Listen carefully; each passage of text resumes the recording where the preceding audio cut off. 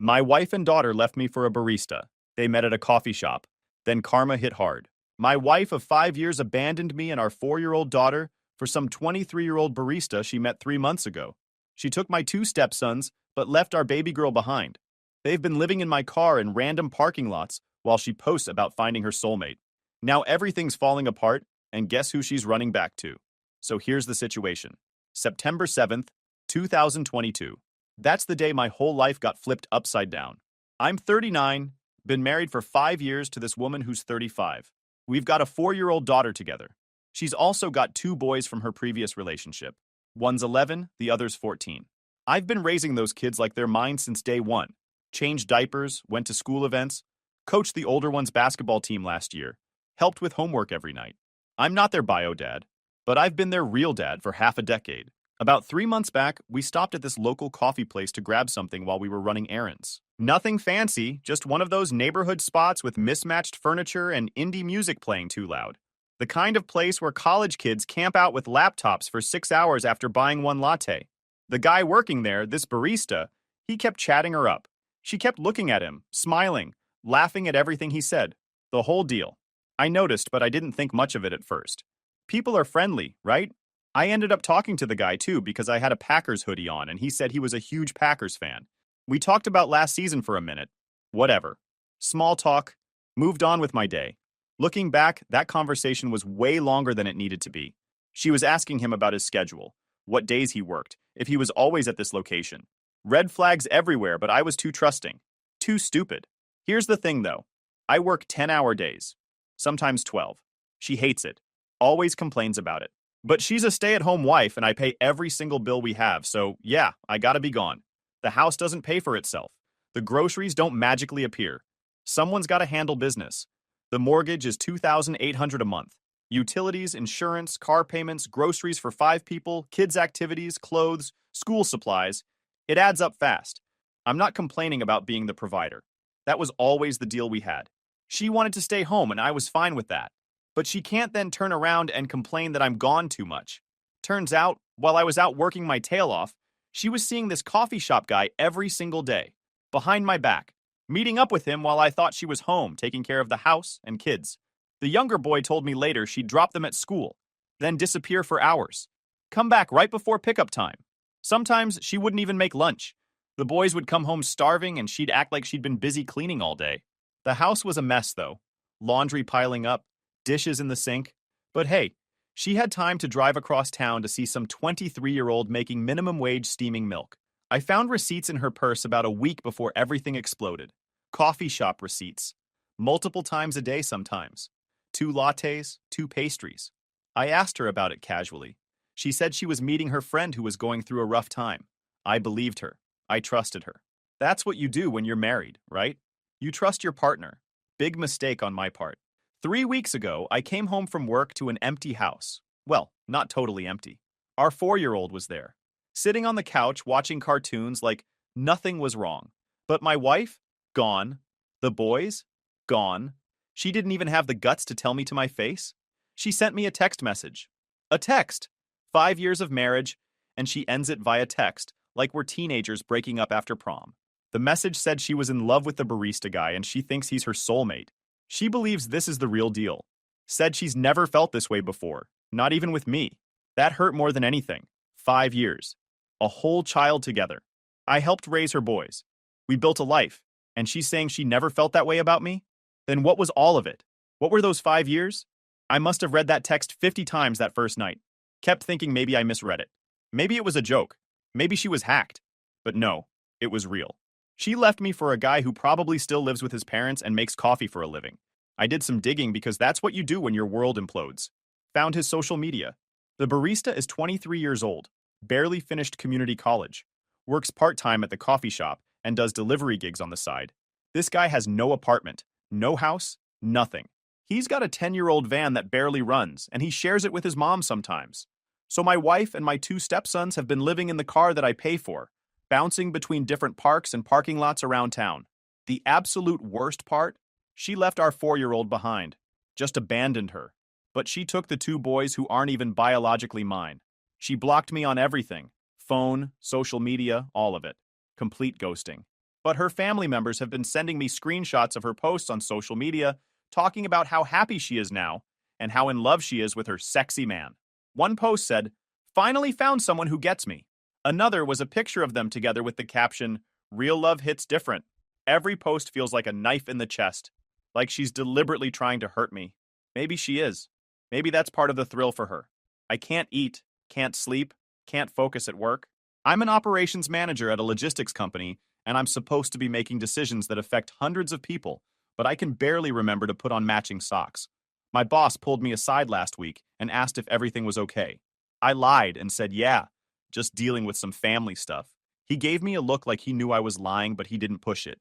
My daughter cries every night asking where mommy went. She's 4. How do you explain to a 4-year-old that mommy left because she fell in love with a stranger? How do you tell a kid that young that sometimes people just abandon you without warning? I can't. So I just hold her and tell her mommy loves her, but had to go away for a while. It's not true, but what else am I supposed to say? Thank God my sisters and my mom stepped up. They've been taking care of my little girl while I'm at work during the week, and they watch her full-time on weekends, so I can try to get my head straight. My mom retired 2 years ago, so she's got the time. My older sister works from home, so she can be flexible. My younger sister is between jobs right now. They've basically created a rotation schedule for my daughter. I'm so grateful for them, but I also hate that this is necessary. This should be her mother's job.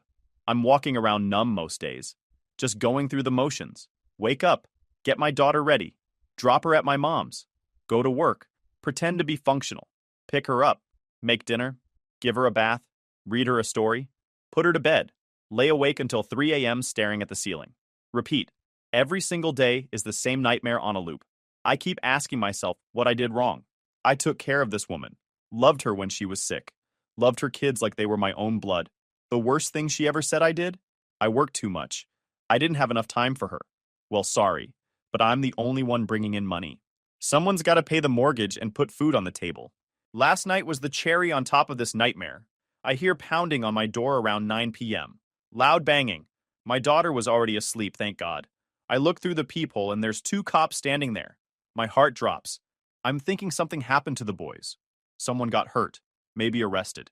I open the door fast, and there she is, standing behind the officers with her arms crossed, looking smug. They're escorting her in to collect her things. Apparently, she called them and said I was refusing to let her get her belongings. Complete lie. I never said she couldn't get her stuff. She just never asked. But whatever, I'm not going to argue with cops at 9 p.m. on a Tuesday night. I'm so glad our daughter was asleep upstairs because seeing that would have destroyed her. My wife walked through the house like she owned the place, going through closets, grabbing clothes, throwing things in garbage bags. The cops stood there watching to make sure I didn't interfere. One of them asked if we could work this out civilly, and I said I'm trying, but she's the one who left and is now showing up with police.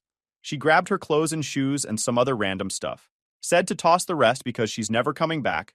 Said it all cold. No emotion. Like she was talking about throwing out old newspapers. I looked outside through the front window and there he is.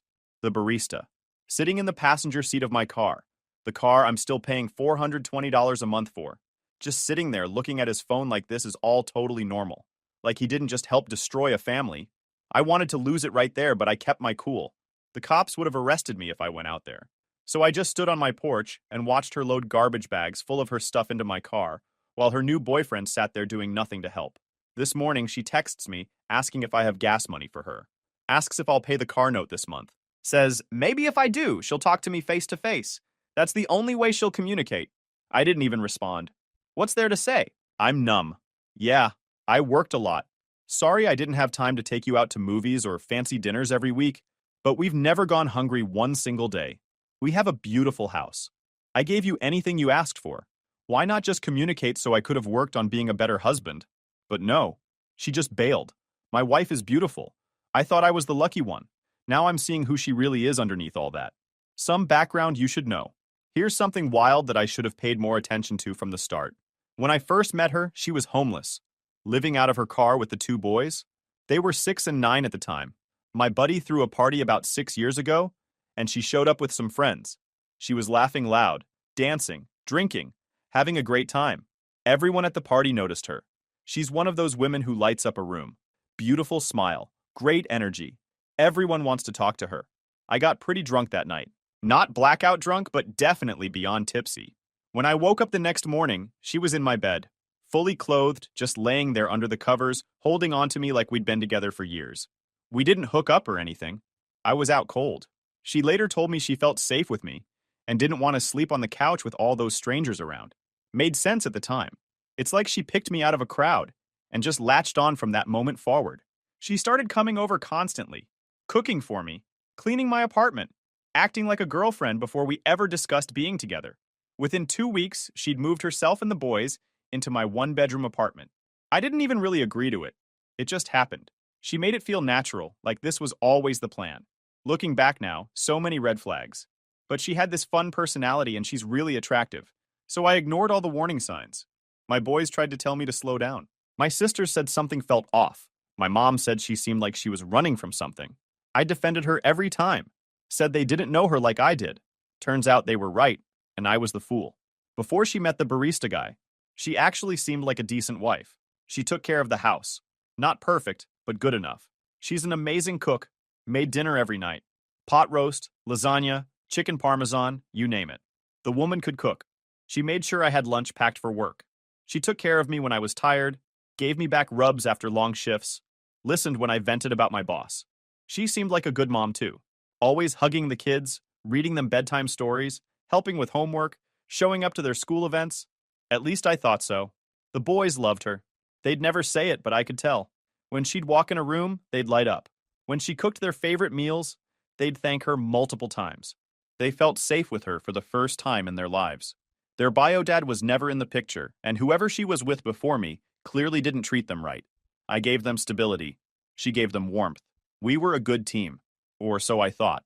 Then about 2 months ago, everything shifted. She started getting distant, withdrawn, stopped cooking as much, started ordering takeout more often, stopped asking about my day, stopped initiating any kind of affection. She'd be on her phone constantly, smiling at the screen, typing away. When I'd ask who she was talking to, she'd say her sister or one of her friends. I believed her because why wouldn't I? I thought maybe she was stressed about something she wasn't telling me. Maybe money stuff, even though I handle all the bills. Maybe something with the boys' school. Maybe health issues she was too embarrassed to bring up. I tried asking her a few times. She'd just say she was fine, just tired. I backed off because I didn't want to push. Another mistake on my part. Nope. She was already yearning to be with him. The barista had her full attention, and I didn't even know it. She was probably texting him while I was sitting right next to her on the couch watching TV. Probably making plans to meet up with him while I was at work the next day. All that distance, all that coldness. It was because her mind was already gone. She'd already checked out of our marriage, and I was too blind to see it. I work 10-hour days, sometimes 12, with an hour commute each way. But I make good money. Enough to give us a house, food, clothes. They never had to ask for anything. We had it all. Sorry I couldn't go to concerts because I was exhausted. Sorry I was too beat to hit up the movies every weekend. Maybe I should have tried harder. But why not just tell me so I can fix it instead of doing this? It's shocking. It's numbing. About our daughter. My wife didn't ask about her once last night when she came to get her stuff. Didn't check in on her. Hasn't seen her in 3 weeks. This is the same woman who used to call our daughter my sweetie, my baby, kissing her and hugging her constantly. She seemed like such a good mother. It was all fake. The whole thing was an act. Now she's ice cold. Like someone flipped a switch and she's at zero emotion. How am I supposed to explain this chapter to my daughter when she's older? It's blowing my mind. The boys are good kids. I love them. The 11-year-old is pretty mellow, but the 14-year-old has some anger issues. Can't blame him. They've been dragged through a lot in their short lives. They were finally stable with our lifestyle. Now she goes and does this. People keep asking if she's on something. She doesn't do hard stuff, at least not when we were together. She used to be a heavy weed smoker, but I don't touch the stuff, and we'd fight over it because she'd do it around our daughter. I'd be on video calls with her from work and see smoke in the background, and I'd flip out. She stopped for the last 6 months, at least when I was home. But now, from what I can see in her posts, she and this barista dude both smoke constantly. They're full-blown stoners. She's never worked a day since I've known her. Said her dream was to be a stay-at-home wife and mom. I was fine with that initially. I make decent money. I'm an operations manager pulling in about $85,000 a year. Not rich, but comfortable. Enough for us to live well if we're smart about spending. Even when she'd complain about being bored, I'd tell her she could get a part-time job, work at a store a few hours a week, Do something to get out of the house and feel productive. She'd say no every single time. She really doesn't like working, if I'm being honest. Thinks it's beneath her somehow. She'd always complain about being bored or unfulfilled, but when I suggested she get a job, she acted like I was insulting her. One time, I brought up her working at the local library and she laughed in my face. Said, I didn't leave my ex just to end up working. So I have no idea what she really wanted. She'd just shut down and tell me to stay home more. That was impossible with the lifestyle we had and the bills we were paying. She's very high maintenance too. Always needed her nails done. Hair appointments every 6 weeks. New clothes constantly. Expensive skincare products. She'd spend $200 at Target on random stuff we didn't need. I never said no because I wanted her happy. I wanted our family happy. But nothing was ever good enough. New couch? She'd complain it wasn't the right color. New car? She'd complain it didn't have the features she wanted. I paid off her credit cards 3 times. Over 15 grand total. She'd promised to be better about spending and then run them right back up. I don't understand her and probably never will. Her sister told me they're living in different parks. When she showed up last night with the cops, she was grabbing every piece of clothing she could carry. A week ago, they were all in some motel. I'm guessing he paid for it because I closed all the bank accounts and reported the debit card stolen. She has no money of her own. Her ex-husband, the boy's bio dad, the story she gave me was that he was abusive and she was glad when he abandoned them. I believed her. Now I'm not so sure. I've never even met the man in 5 years, but his kids have been in my life this whole time. Yeah, I guess I was a fool. I admit I was a sucker for her looks and her fake love. She's got sisters and a mom, but she's not close with any of them, except one younger sister who's in her 20s, just graduated college, kind of living her own life. The boys don't have their bio dad in the picture, just me. So, honestly, I think if something happened to her, they'd go to foster care. I'd take them in if I could. I just don't want the drama with her. If she'd just leave me the kids and disappear, I'd be good with that so I can start healing. This is too painful. The car is in my name. I pay her phone bill too. I'm scared to turn off her phone though because the younger boy left his cell here in his room and I think the older one has his with him. My wife posted something really sad on social media and then blocked me from seeing her page because I was leaving messages. I think it was the barista who made her block me. I literally have no contact with them except today when she unblocked me just to text and call asking for money. She completely iced me out. The boys started school a few weeks ago, but now I don't think they're going because their backpacks are still in their rooms. I looked and all their clothes are here. She only came to grab more stuff for herself. I'm calling CPS tomorrow. I have to be honest, I'm scared. Don't know why I'm so afraid of her reaction, but I am. Update 1. September 8th. I met up with her at the gas station near our house. She left me a crying voicemail, and I gave in. Sorry, I'm only human. I still love her, but I'm done with her now. When I got to the gas station, I was shocked at how she looked. My wife has always been thin, but now she's straight up bony. And this woman always dressed nice, even when she was being casual. She showed up in literal sweatpants that looked like rags, but her nails were freshly done. Whatever. I gave her $200 for food and gas. Her guy was in the car with the boys. I told her I'd take the kids. Please, they can go to school, stay with me, or I'll call her family to pick them up. She said no. She wants her kids with her. Said they're no longer any of my concern. That killed me inside. I've been dad to those boys for 5 years. They call me dad. I love them with everything I have. She refused to tell me if they're even going to school. I asked about our daughter. She goes, yeah, I love her and miss her, but right now I don't want to be in her life. You need to respect that and get over it. She's better off with you. She literally said she doesn't want to be in our daughter's life. I asked if she's in love with the barista. She said yes. Made it real clear. She doesn't want to talk about it. I told her I want a divorce. She said no. She doesn't want to give me one. Doesn't even want to discuss it. Then she says I need to pay the car note on Friday. I said nope, not happening. Not paying your phone bill either. She said he'll pay her phone bill, but I need to pay the car note because it's her car. It's in my name though, so that'll be a fight later. Whatever. I'm not arguing anymore. The craziest thing, as I'm walking away, she yells, I love you, loud as heck. I didn't even turn around or say it back. That was it for me. My birthday is tomorrow, and I asked if I could take the boys out to eat with me. I'm planning on going to my favorite steakhouse with my daughter and family. I'd love for them to come. She said absolutely not. I asked if she's really sleeping in parks and why. She got upset and told me to mind my business. I called CPS. I was scared to, but I did it.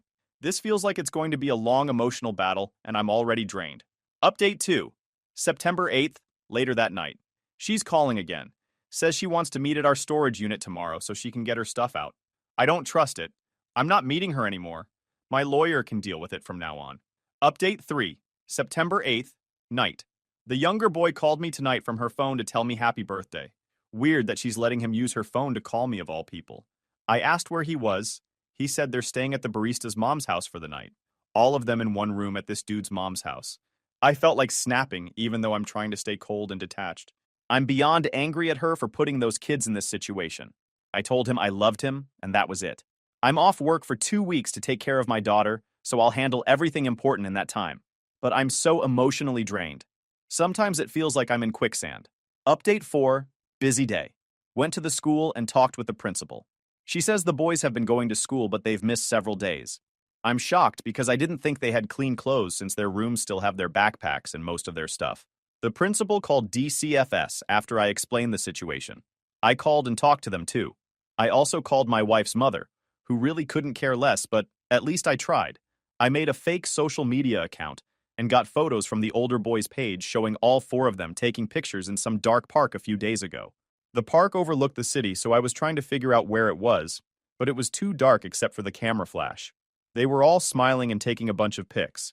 That's proof they're sleeping in random parks and living unstable. Still trying to find the right lawyer. Called a few places. The younger boy called last night to wish me happy birthday.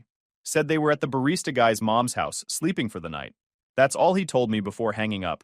Haven't heard from any of them since, even though she claimed yesterday I needed to meet her at the storage unit. Update 5, September 10th. She showed up at the house Friday night demanding car payment money. I told her I wasn't paying it. She said she wants to talk about coming back to me. I said no. I don't want you here. Please leave. There's no car payment money. I'm not paying it. She refused to leave and brought the boys into the house. I called the cops. They came and she told them it was her house too.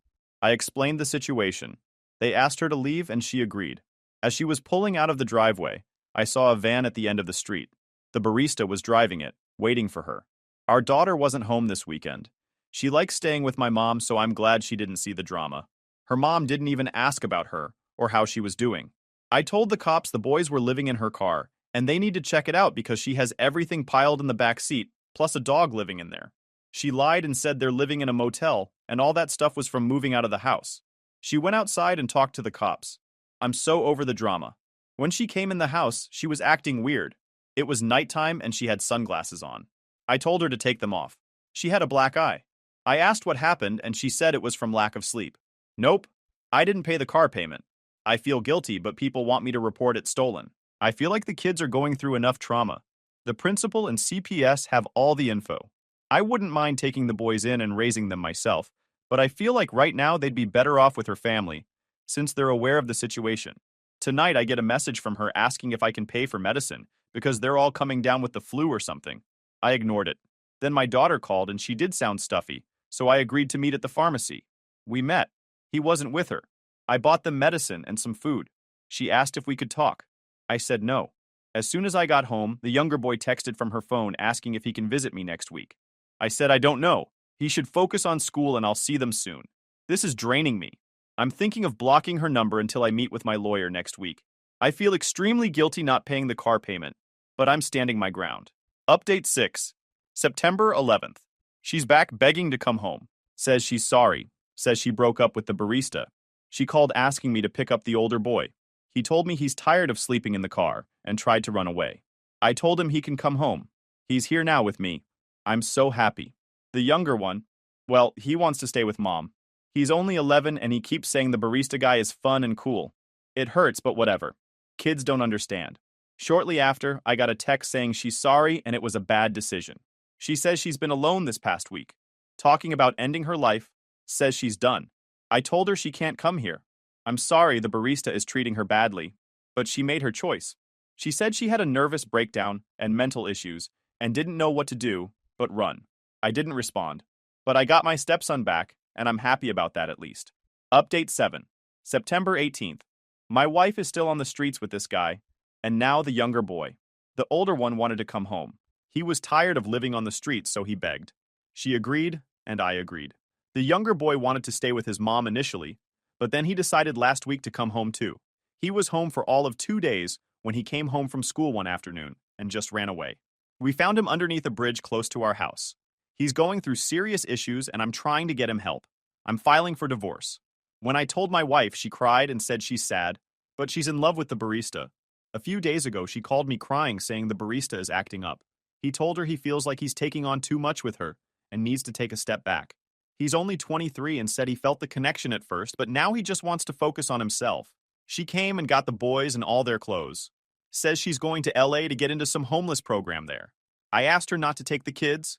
She said no, she wants them with her. She thanked me for everything. Then she asked if we could talk about getting back together. I calmly told her no. That won't happen. She hurt me too bad, and I can't just go back. I forgive her, but I'm numb now. I just want a divorce and to raise the kids. I told her we could at least co-parent so they can be happy without us being together. She left. I got a call this morning. She said she was going to harm herself today. Thanked me again. Said she's done with living. Everyone has hurt her. She tried to make me feel guilty. I called the cops and explained she has the boys and is threatening to harm herself. I don't know where she is.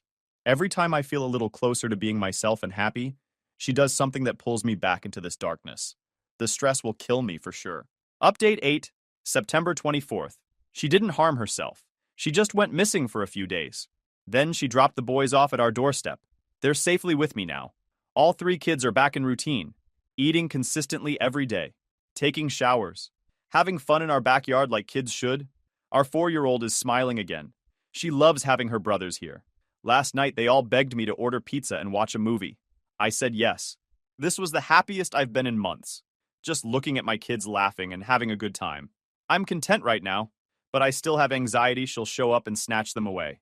I've been in constant contact with CPS just in case, because I have a strong feeling she's coming around soon. She's only called once since dropping them off. Told me she's with her boyfriend, and they're more in love than ever. Says he's inspired her to get a job and start making her own money, so they can get a place together. Then she'll come back for the boys. Right now, she's supporting his dreams and he's supporting hers? Sure. Okay, cool. She also apologized about threatening to harm herself. Said she was just stressed. I'm done with her nonsense. Just focused on me and the kids. I'm planning on taking them on a mini vacation at the end of October. Thinking Disney World.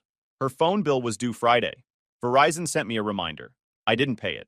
I called to see if I can get out of the contract because not paying will eventually hit my credit report.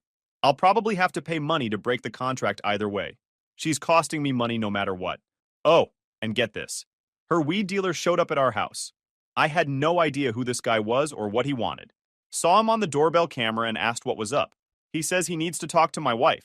I said that's not my wife anymore. We're divorcing. Who are you? He says can he come to the door? It's urgent. I said no. He tells me my wife ran up a weed tab close to $2,000 and hasn't paid him. He wants his money. I'm floored. He said my wife told him I'd pay him.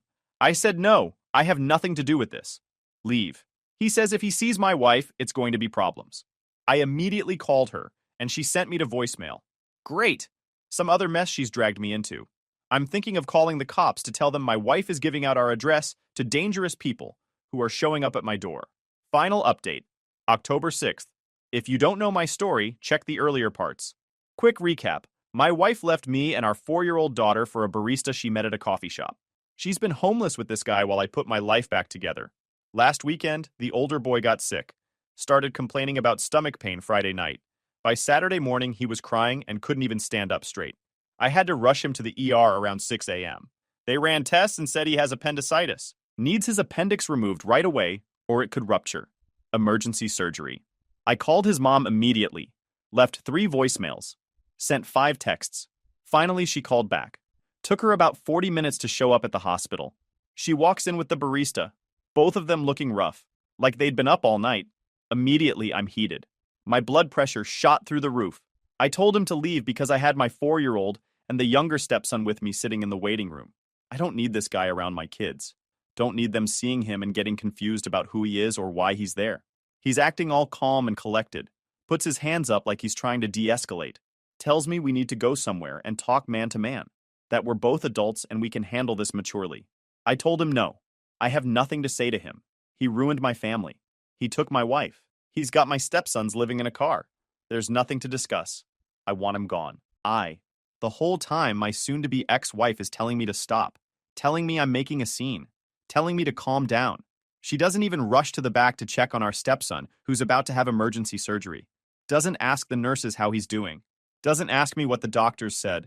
She just stands there trying to console the barista, rubbing his arm, telling him it's okay. Like he's the victim here.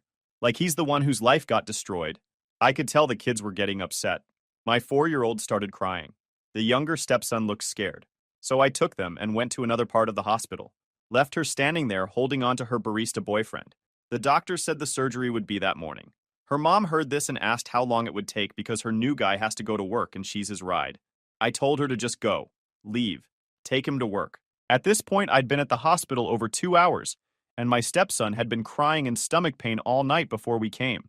My wife says, okay, she'll be back before he goes into surgery. She'll just drop the barista at work. That was last week. We haven't seen her since. She never came back to the hospital. She did call yesterday to ask how the surgery went and if she can come get some food. I told her if she shows up, I'm calling the cops. I've also demanded she surrender the vehicle she's in that I pay for and is in my name, or I'll get the cops involved. I'm beyond over her. So disgusted. When I made that first post, yeah, I had a little hope she'd come back to me. Now I have nothing for her. She even told me on the phone I sound more harsh with her. I am. She doesn't deserve kindness. I'm trying to get full custody of these kids. Yeah, they're my stepkids, but I won't let them go back with her under any circumstances.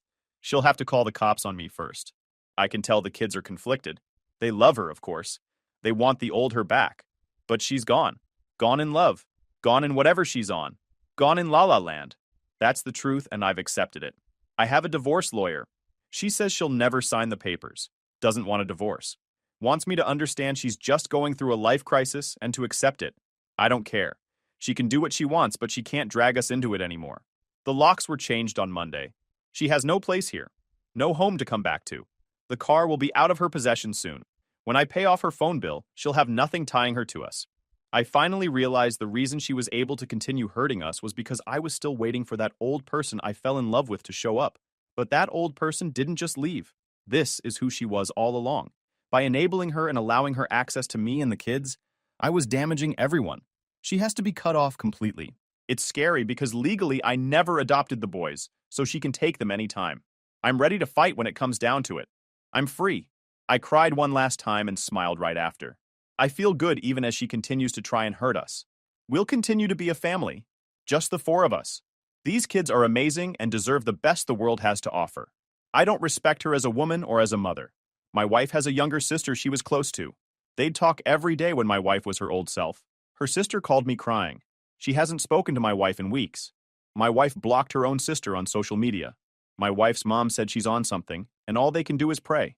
Apparently, her and the barista have been seen around town begging for money and food.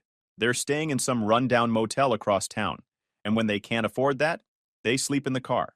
Oh, and she told me she pawned her wedding rings. Both rings I got her. Gone.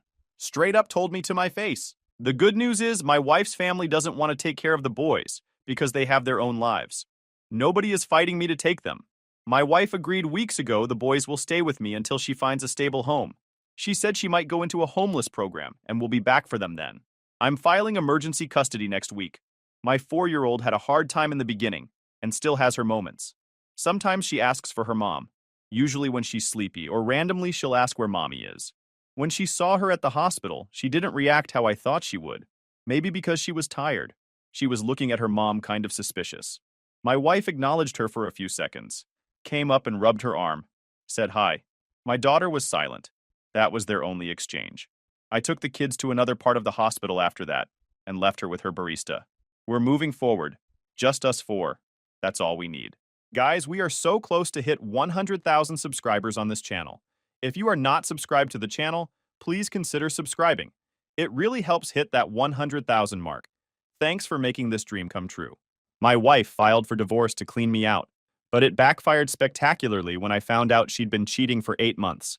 I lawyered up and burned her plan to the ground. Hey Reddit, after 13 years of marriage, my wife served me divorce papers and tried to clean me out. But the tables flipped when I found proof of her affair and used the prenup she totally forgot about. Now she's miserable. Grab your popcorn and enjoy the shit show. My name's Daniel, 40 male. Here are some things you need to know first. I built my collision shop from nothing. Started 9 years ago in a rented bay with a borrowed frame machine and a dream that my dad thought was stupid. Worked 16-hour days learning paint mixing ratios and dealing with insurance adjusters who treated body shops like we were all trying to scam them. Now I had 6 bays, 8 employees, and contracts with 3 major rental car companies. The shop is doing great now, and I still show up every morning with grease under my fingernails. Heather liked to tell people she supported my dream, back when we were eating ramen and I was maxing out credit cards to buy equipment. Once the money started rolling in, her version of support looked more like yoga classes, designer bags, and trips with her friends. I didn't care. I worked, she spent, and I figured that's just how it goes when you finally make money. You make your wife happy. So fast forward to that day. The text came at 2:40 p.m. on a Tuesday. Don't come home tonight. Papers are being served at your shop tomorrow. I stared at my phone. 13 years of marriage. And my wife was ending it via text like she was canceling Netflix. The papers showed up the next morning. 45 pages that basically said Heather wanted everything. The house. Both vehicles. Half my business. Spousal support for 6 years because she'd sacrificed her career. That last part actually made me laugh. The big sacrifice was quitting her retail job 8 years ago because my collision shop was doing well. Since then, her job had been spending money. Yoga classes, designer bags, weekend trips with friends. I called my lawyer, Isaac, my older brother, who'd been doing family law for 15 years. She's going nuclear, Isaac said after looking through the petition, claiming you were emotionally absent, that she needs major support. This is scorched earth stuff. Can she actually get all this? In California? Maybe. If she plays this right and you don't fight back, she could walk away with half of everything. The business valuation alone is going to hurt. Heather had shown zero interest in the business, except to ask when I'd be home for dinner. Now she wanted to grab half its value. What can I do? We fight. Show she's lying about the hardship stuff. But honestly, Daniel, unless you've got something big, this is going to cost you. A lot. I hung up and stared at the papers again. Something felt off. Not just the divorce itself, but the timing. The way she'd done it. How she didn't hesitate with her demands. Heather was a lot of things, but spontaneous wasn't one of them. She planned everything. Vacations, dinner parties, furniture buys. She color-coded her closet and kept spreadsheets for household expenses. She didn't just wake up one day and decide to blow up our marriage without having every single detail figured out first, which meant she'd been planning this for a while. Beth knocked on my office door. My shop manager. The only reason things stayed organized when I was elbow deep in a frame straightening job. Daniel, Terry is here about the insurance estimate. Right. The fleet account that paid half our bills. I shoved the divorce papers into my desk drawer and focused. Whatever was going down with Heather, I still had a shop to run.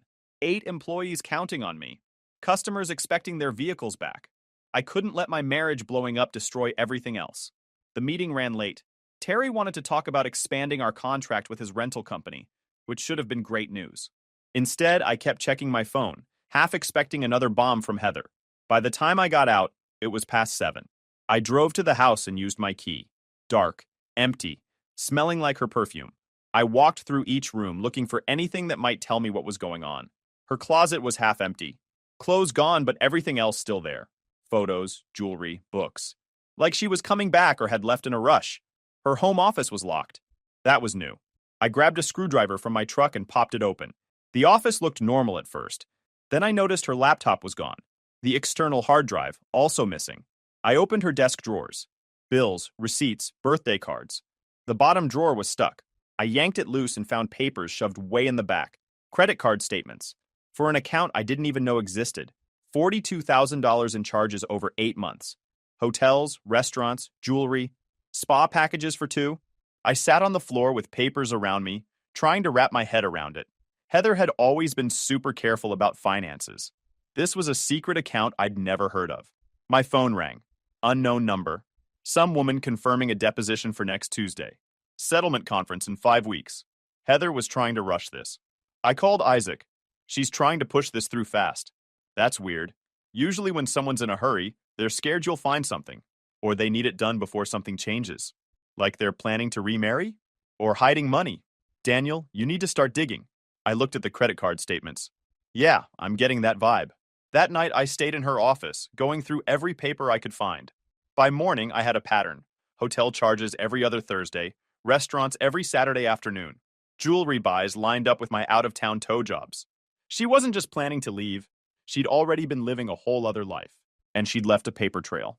I showed up at Isaac's office at 8 a.m. looking like garbage. His assistant took one look at me and went to make coffee without asking. Isaac read through the statements. This is good, but we need to prove what the spending was for. Hotels alone don't prove she cheated. We need proof of who she was with. How? Do you remember your prenup? I blinked. We have a prenup? You signed one 3 weeks before the wedding. Dad made you do it after Mom's divorce. You were mad as hell. I'd totally forgotten. What does it say? He pulled the paperwork. Page 7, Section 4. If either person cheats, the one who got cheated on keeps all their stuff, and the cheater gets nothing for spousal support beyond personal items. Heather's SUV is in both our names. Then she gets nothing, if we can prove she cheated. How? Phone records. Can you get them? We pulled them up. Heather's history showed one number popping up 53 times over 8 months. Blake, real estate agent, age 34, married with 2 kids. Isaac was already typing. Let me see what else I can find on him. You should check social media. Blake's social media was locked down tight, privacy settings on everything. But his wife's wasn't. Hannah had a public account full of family photos and mom stuff. I scrolled back through 8 months of posts. Most were typical. Kids at soccer, date nights with Blake, complaining about parent-teacher conferences. Then I found it, a post from 5 months ago. Anyone else's husband suddenly working late every Thursday? At this point, I should just start having juice by myself. The comments were full of other wives relating to it, but it was the date that got me. Every other Thursday. Same pattern as the hotel charges on Heather's credit card. I showed Isaac. We need to talk to Hannah. No, you need to stay away from her. If Heather's lawyer finds out you contacted the other wife, they'll say you're harassing her.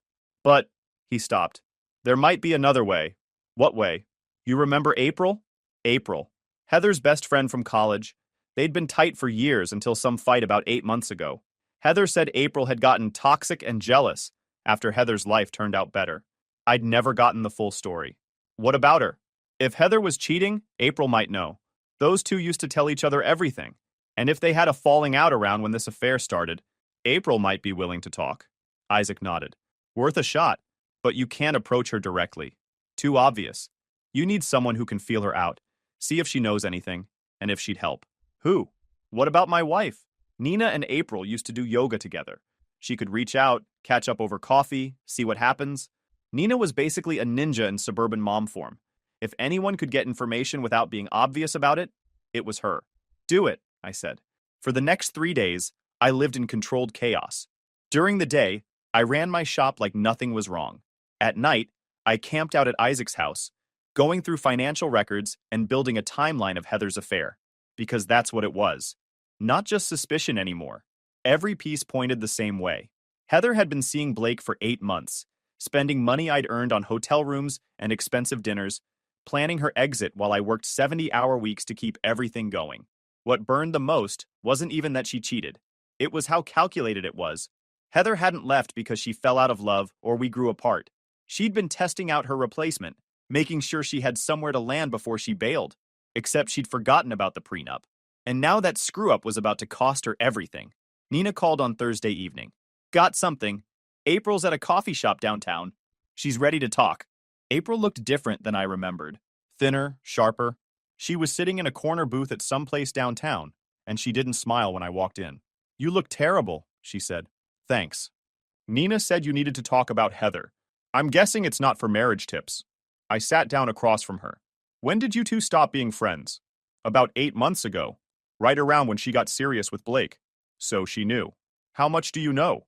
April stirred her coffee, not looking at me. Enough. I told her it was stupid. Told her she was throwing away something good for some midlife crisis thing. She told me I was jealous and bitter because my marriage didn't work out. I'm sorry. Don't be. I was jealous.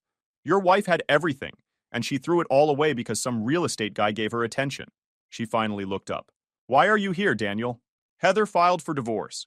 She's trying to take half of everything, but I found proof of the affair, and we have a prenup that kills her claims if she cheated. Good. She deserves it. I need proof. Do you have anything? She paused for a minute. Yes, I think I do. She pulled out her phone and scrolled for a minute. Then she turned it to face me. The photo showed Heather and Blake at some restaurant I didn't recognize. His arm was around her waist. Her head was on his shoulder. They looked like they'd been together for years instead of months. When was this? 4 months ago. We were supposed to have lunch, just us. She canceled last minute, said something came up. I went to the restaurant anyway, saw them together, took the photo. That's when I stopped talking to her. Sure, I looked at her. You were waiting for this. I knew she'd mess up eventually. Heather's always been good at planning but terrible at covering her tracks. She thinks she's smarter than she actually is. What else do you know? Blake's wife doesn't know. He's been telling her he's working late on deals, building his business. Hannah's clueless. She posts these happy family photos on social media, while her husband's meeting your wife at hotels every other Thursday. I need to ask you something, I said. If this goes to settlement, would you testify? Or at least give a statement? She didn't hesitate. We talked for another hour. April had more than just one photo. She had text screenshots from Heather, bragging about expensive gifts Blake bought her. Details about their plans to eventually get married once both divorces were done. Even info about a trip they'd taken to the coast while I was at a towing conference in San Francisco. Did she mention the divorce plan? All the time. She had it all mapped out. Blake's lawyer friend helped her figure it all out. That explained the rushed timeline. Blake's lawyer friend? Some guy named Dylan. Works at a firm downtown. He's the one who told Heather she could clean you out if she played it right. I texted Isaac right away. Find out everything about a lawyer named Dylan who works with Blake.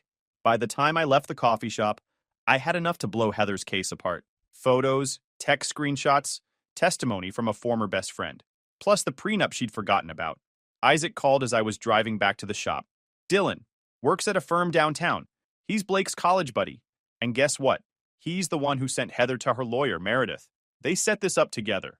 Looks that way. Blake wanted out of his marriage without losing money. Heather wanted out of yours while gaining money. They've been coordinating their divorces. Can we use that? If we can prove their legal teams were working together, absolutely. But Daniel, this is getting messy.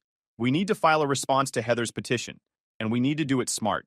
If we show our cards too early, she'll have time to change her strategy. What do you think? We file a basic response. Don't mention the prenup. Don't mention the affair. Just standard denial of her claims and request for fair distribution. Let her think we're going to fight this the normal way. Meanwhile, we gather every piece of evidence we can find. Settlement conference is in 5 weeks. We make our move there. Hit her with everything at once. I like that. Let's do it. The next morning, I went back to the house. Heather had changed the locks. My key didn't work. I called Isaac. She locked me out. File a police report, then an emergency motion for property access. The police report was filed by noon. Emergency motion by 2 p.m. By 5 p.m., I had a court order saying Heather had to give me access. I showed up at her mother's house. Heather came out looking exhausted and pissed. I held up the order. You need to give me a key. She grabbed the paper, read it, threw it back at me. Fine. She got a key, handed it over without a word. One more thing.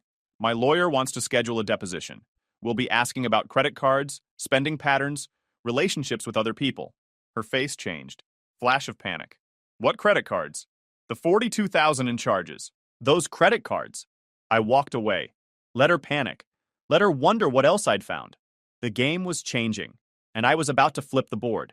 The settlement conference was scheduled for a Monday morning. Heather's lawyer had been pushing for quick resolution, sending more and more aggressive emails about reasonable settlement terms. Isaac had been politely saying no to all of them. 3 days before the conference, Isaac called. We need to talk strategy. I left Beth in charge of the shop and drove to his office. He had everything laid out on his conference table. The prenup, the credit card statements, April's testimony, phone records, everything we'd gathered over the past 5 weeks. Here's how this plays out, Isaac said. We walk into settlement with all of this. We don't negotiate. We show them the prenup, show them the proof she cheated, and we give Heather exactly one option. Sign a settlement that gives you the house, keeps your business intact, and sends her home with $5,000 for moving expenses and her personal stuff. Her lawyer's gonna fight. Her lawyer's gonna realize she has no case. The prenup is solid. The proof is overwhelming. If they push this to trial, Heather will get destroyed. She'll walk away with nothing and owe us legal fees. What about Blake? What about him? I'd been thinking about this for weeks. His wife Hannah doesn't know. If Heather refuses the settlement, I want to make sure Hannah finds out. Isaac looked at me. I can't officially tell you to contact Hannah, but unofficially? He smiled. Unofficially, if I were you, I might mention to April that Hannah deserves to know. And I might suggest that April, as someone who cares, might want to reach out. April already offered. Then you're all set. Then, Monday morning. I showed up at the mediator's office in the cleanest work shirt I owned, carrying a folder full of evidence. Isaac was already there, looking ready for battle. Heather showed up 10 minutes late with Meredith, her lawyer. She looked put together, confident. The mediator, a woman named Barbara, took us into a conference room. Let's start with each side presenting their position. Meredith, you filed the petition. Would you like to go first? Meredith pulled out her notes.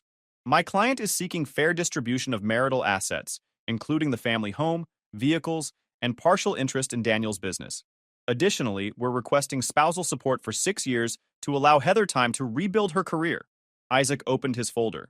Before we talk about distribution, I'd like to present a document that was signed before the marriage. He slid the prenup across the table. Both Meredith and Heather leaned forward to read. I watched Heather's face go white. When did Heather started? 13 years ago, Isaac said calmly. 3 weeks before the wedding. You both signed it in front of a notary. It's a valid prenup. Meredith was reading fast, her face changing from confused to worried. This limits distribution based on misconduct during the marriage. Specifically cheating, Isaac agreed. If either person cheats, they lose claims to spousal support and property division beyond personal items. You can't prove, Heather started. Isaac laid out the credit card statements, phone records, and April's photo. $42,000 in secret charges. 53 phone calls to Blake. Documented dates at hotels and restaurants. Multiple witnesses ready to testify. Should I continue? The room went quiet. Heather looked like she wanted to sink through the floor. This is harassment, Heather finally said. You've been stalking me. I've been documenting your spending using joint financial accounts I'm legally allowed to access, I said. My client needs time to review these documents, Meredith said. Of course, Barbara said. Let's take a 15-minute break. Heather and Meredith left the room. Through the window, I could see them having a heated conversation in the hallway. She's done, Isaac said quietly. Meredith knows it. When they came back, Heather wouldn't look at me. My client disputes the timeline and context of these allegations, Meredith said. However, in the interest of resolving this quickly, we're willing to discuss a settlement that doesn't involve long litigation. Meredith looked at Isaac. We're willing to drop spousal support in exchange for a more fair distribution of the marital property. No, Isaac said. No. Here's our offer. Daniel keeps the house, his business, and both vehicles since they're titled jointly. Heather gets $5,000 for moving expenses, plus any items that are just hers. She signs a release giving up all future claims. That's it. Heather made a sound like she'd been punched. That's insane. I'm not signing that. Then we go to trial, Isaac said calmly, where a judge looks at the prenup and the proof of your affair, where your affair partner's wife gets subpoenaed to testify, where all of this becomes public record that anyone can see, including future employers who might want to know why your last divorce was so messy. You wouldn't try me. Meredith held up a hand. Can we have another moment? This time they were gone for 30 minutes. When they came back, Heather's eyes were red. She'd been crying. We'll agree to the settlement, Meredith said quietly. With one change, Heather keeps her personal vehicle, and the settlement payment goes up to $10,000. Isaac looked at me. I could have pushed, could have held firm at $5,000 just to twist the knife, but I was tired. And honestly, getting my life back was worth $5,000. Agreed, I said. It took another 2 hours to finalize everything. Heather signed without looking at me. When it was done, she walked out without a word. Isaac and I sat in his car afterward, neither of us talking. How do you feel? He finally asked. Like I just survived a car crash. Fair, but you survived. Yeah. I looked out the window. Now what? Now you rebuild. She's out of your life. You kept your house, your shop, your future. That's a win. It was a win. But it didn't feel like winning. It felt like I'd wasted 13 years of my life, and I'd spent 5 weeks fighting for survival, and only now was I realizing how exhausting it had been. But I'd survived. The first night alone in the house was weird. Empty. 13 years of shared space suddenly just mine. I walked through each room, checking what Heather had taken and what she'd left. Most of the furniture was still there. She'd taken her clothes, some photos, her jewelry, the expensive kitchen stuff she'd insisted we needed but never used. But the house itself was intact. I ordered food and ate in front of the TV like I was in college again. Just me, leftover Chinese, and whatever was streaming. My phone rang. April. How'd it go? We settled. She's out. Good. She deserves worse, but I'll take it. Hey, I wanted to say thanks for the testimony. I didn't end up needing to testify, but I would have. Heather had this coming for a long time. Can I ask you something? Why'd you really help? We barely knew each other. April was quiet for a second. When my marriage fell apart, Heather ghosted me, just completely disappeared from my life. I realized she was never actually my friend. She just liked having someone around to make herself look better. When Nina reached out about helping you, it felt like a chance to do something decent. Be the friend Heather never was. Well, I appreciate it. Sure. Hey, if you need anything, let me know. I will. Thank you. After we hung up, I sat in the silence and tried to figure out what came next. Isaac called the next morning.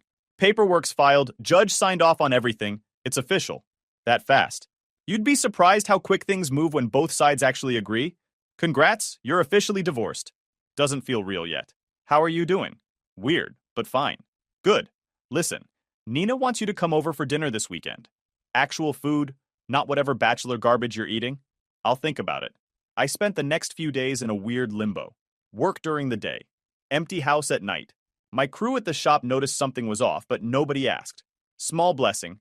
On Thursday, April called again. So I did something. What did you do? I reached out to Hannah. I sat up straight. You what? Relax. I didn't mention you. I sent her an anonymous message with info about Blake and Heather. Photos, dates, everything. She deserved to know. What happened? Check Blake's social media. He's been posting weird stuff about life changes and new beginnings. Word is Hannah kicked him out. I pulled up Blake's account. Sure enough, his latest post was some garbage about how endings are really beginnings. The comments were full of concerned friends asking if he was okay. Good, I said. There's more. Hannah's lawyer apparently filed for divorce yesterday, and she's not playing nice. She's going for full custody and maximum child support. How do you know this? I have friends who know people. Portland's not that big. Point is, Blake's life just got very messy. What about Heather? Haven't heard anything. But if Blake's getting divorced now instead of later, their whole plan just fell apart. She probably thought they'd be together once both divorces were done. Now he's fighting a custody battle and she's single with no job and no money. That's their problem, I said. Work was the escape. At the shop, I could focus on frame measurements and paint matching and insurance estimates instead of my demolished personal life. Terry called to finalize the expanded fleet contract, which would add another $500,000 in yearly revenue. Small wins. Beth knocked on my office door one afternoon. Daniel, there's someone here to see you. She says it's personal. I looked up, confused. Who? She said her name is Hannah. Oh. Hannah was in her early 30s, dark hair, wearing jeans and a blazer like she'd just come from a meeting. She looked exhausted. Daniel, I'm sorry to show up at your work. I didn't have your personal contact. It's fine. Have a seat. She sat in the chair across from my desk, hands folded in her lap. I got some information recently about my husband and your wife. I wanted to talk to you about what you know. How'd you find me? The information I got mentioned Heather. I looked her up, found your name, figured out where you worked. What do you want to know? How long have you known? About 5 weeks. I found credit card statements and phone records. Started putting things together, and you divorced her.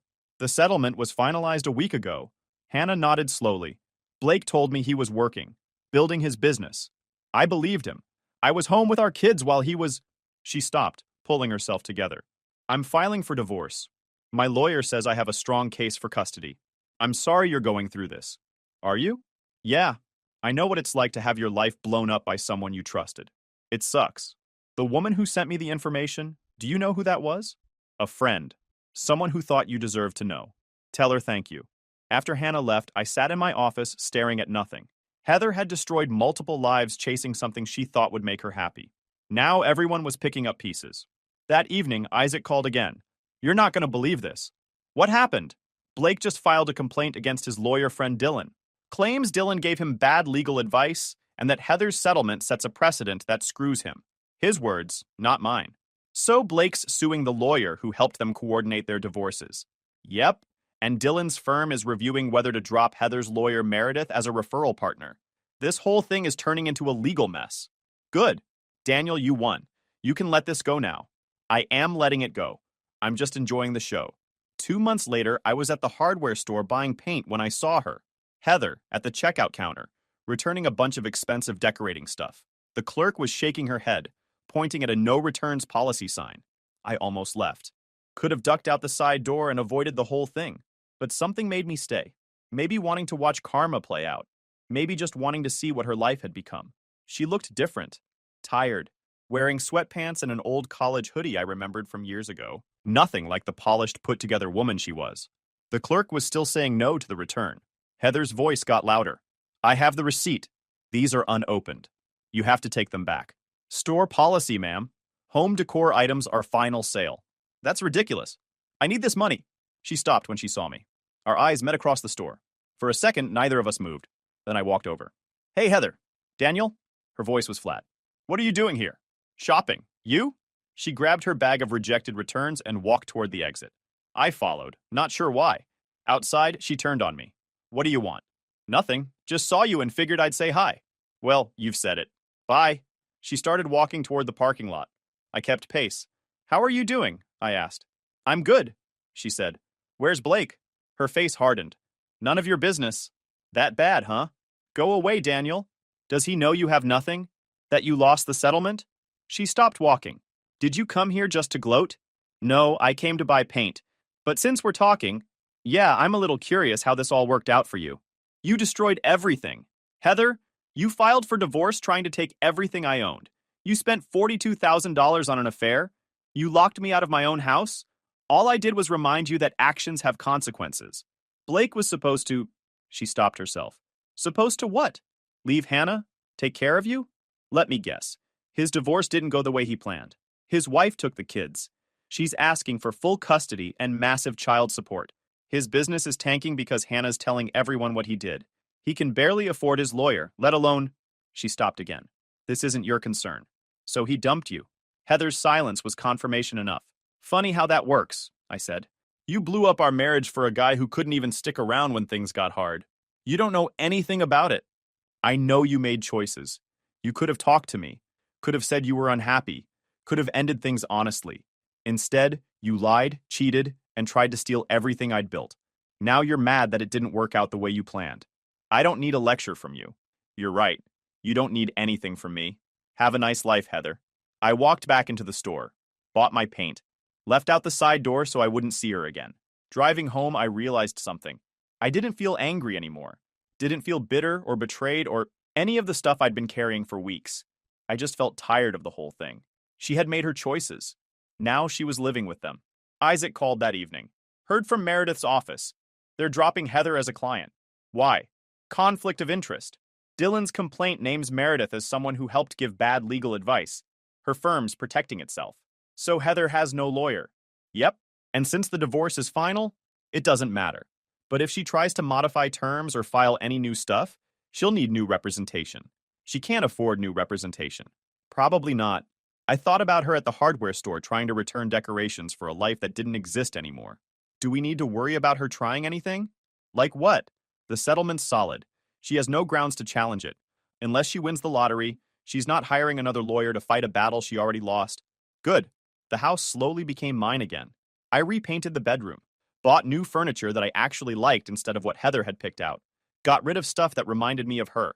It was therapeutic in a weird way, erasing traces of a life that hadn't been real for months. April called sometimes to check in. We'd become accidental friends through this whole thing. She'd invite me to group dinners or weekend hikes with her other friends. I usually said no, but sometimes went.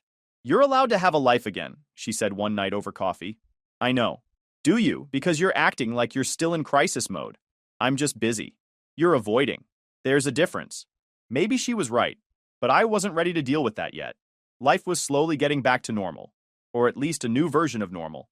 It was lonely sometimes, but it was also peaceful. 4 months after the divorce was finalized, she showed up at my shop.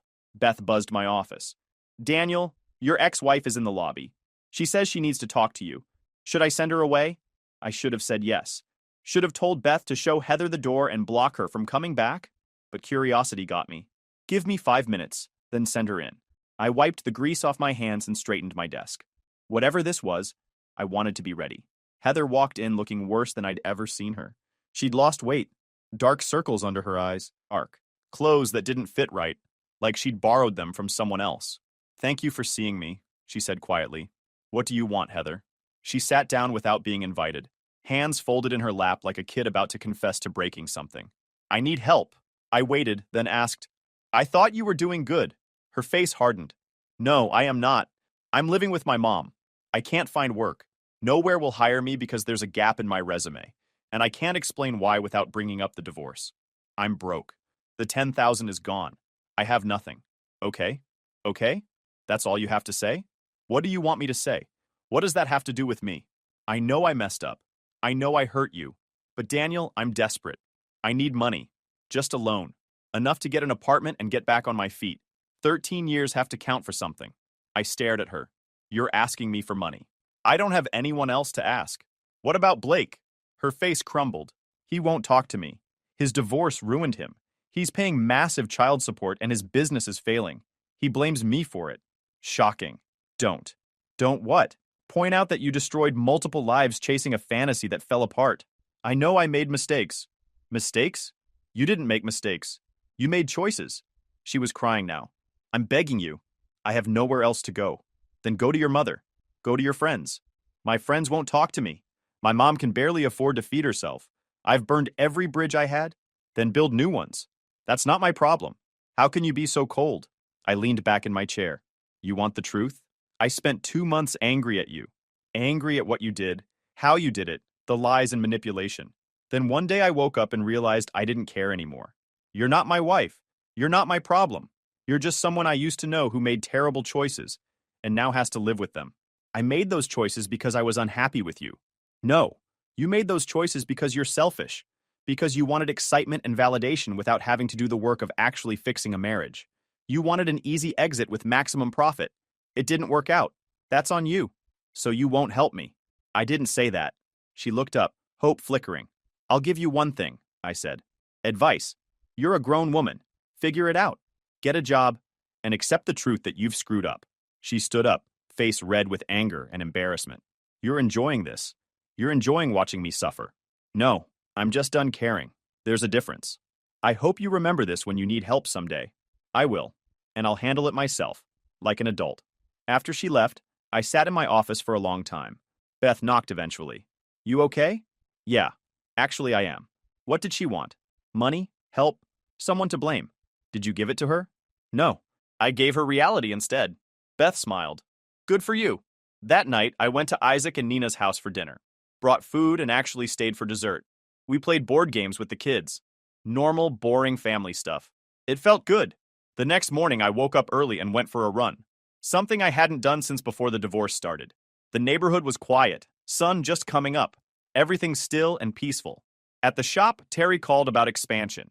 More vehicles, more revenue, more work. My collision shop was growing faster than I'd planned. Heather had tried to destroy me. Instead, she destroyed herself. I wasn't going to waste any more time feeling bad about that. I'd built a good life once. I'd do it again. And this time, I'd build it for myself. No compromises. No sacrifices for someone who didn't appreciate them. Just me, my life, my friends, and whatever came next. That was enough. Guys, we are so close to hit 100,000 subscribers on this channel. If you are not subscribed to the channel, please consider subscribing. It really helps hit that 100,000 mark. Thanks for making this dream come true.